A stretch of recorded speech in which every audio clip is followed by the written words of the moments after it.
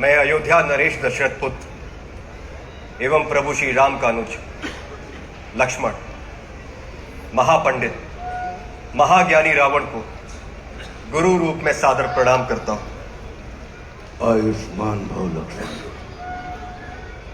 कहो, अपने जीवन की इस अंतिम बेला में मैं तुम्हारे किस हित की पूर्ति कर सकता हूं?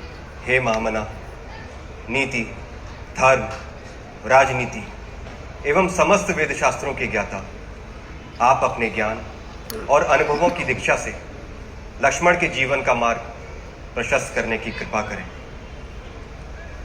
मैं देख रहा हूं लक्ष्मण कि तुम एक योग्य शिष्य की पात्रता लेकर उपस्थित हुए हो। अस्तु, मैं अपने जीवन के कुछ अनुभव तुमसे अवश्य साझा करूंगा। हे सुमित्रा नंदन, अहंकार चाहे सत्ता का हो या सौंदर्य का, शक्ति का हो या भक्ति का, धन का हो या धर्म का, वो बड़े से बड़े विश्व विजेता को नष्ट कर देता है। इसका प्रत्यक्ष उदाहरण ये त्रिलोक विजेता, विद्या विशारद, महापंडित रावण है। अहंकार में तीनों गए, कुल, गौरव और वंश। ना मानो तो देख लो इस रावण का अंत। लक्ष्मण, रावण को अपने ज्ञान का अहंकार था और तुम्हारे भाई राम को अहंकार का ज्ञान था। लक्ष्मण, जीवन में सफल होने के लिए शत्रु दृष्टि और मित्र दृष्टि का भेद आना अनिवार्य है। मित्रता भले ही अपने समतुल्य या अपने से निम्न स्तर के व्यक्ति के साथ कर लेना, किंतु शत्रुता सदैव अपने से योग्य व्यक्ति के साथ ही ठानना, क्योंकि ये जगत हमारे व्यक्तित्व का आकलन हमारे मित्रों को देखकर नहीं, हमारे शत्रुओं को देखकर लगाता है। जितना बड़ा और गरिमापूर्ण हमारा शत्रु होता है, उतने ही बड़े और गरिमापूर्ण की ख्याति को हम प्राप्त होते हैं। देखो ना, इस जगत ने जो कुछ राम से जुड़कर प्राप्त नहीं किया, उसे रावण ने राम से लड़कर प्राप्त कर लिया। लक्ष्मण, वे हमारे शत्रु ही होते हैं जो हमारे अंदर सुप्त पड़ी हुई ऊर्जा को जागृत करने का कार्य करते हैं।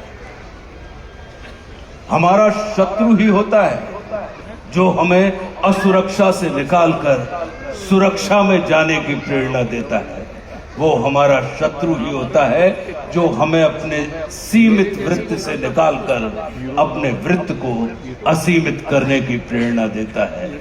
इसलिए शत्रु तिरस्कार का नहीं, नमस्कार का पात्र होता है।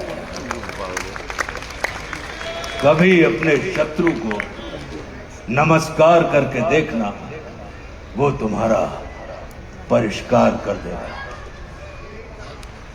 लक्ष्मण,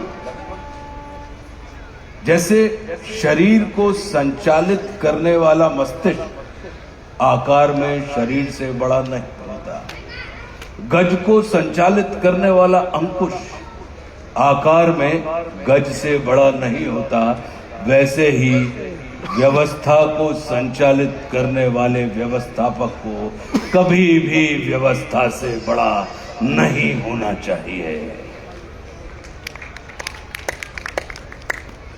ये सारा नीति ज्ञान तुम्हारे भाई श्री राम तुम्हें स्वयं दे सकते थे, किंतु उन्होंने तुम्हें मेरे पास भेजा।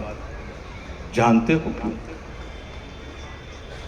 लक्ष्मण, मेरी संस्कृति असुर की है, लेकिन मैं प्रकृति से एक तपस्वी हूं, साधक।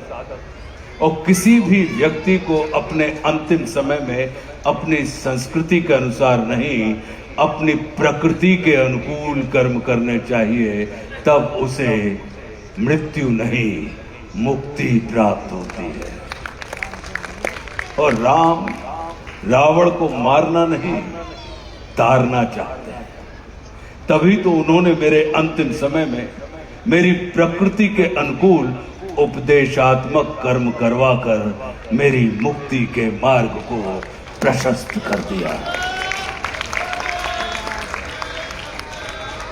आने वाले समय में यह जगत कहेगा कि त्रिलोक विजेता, विद्या विशारद, महापंडित रावण की पराजय का एकमात्र कारण है कि उसके पास लक्ष्मण जैसा भाई नहीं था। लेकिन इस जगत को यह स्मरण रखना चाहिए कि लक्ष्मण जैसा भाई प्राप्त करने के लिए व्यक्ति को रावण नहीं, स्वयं राम बनना पड़ता है। सदैव अपने भाई राम के अनुगामी रहना।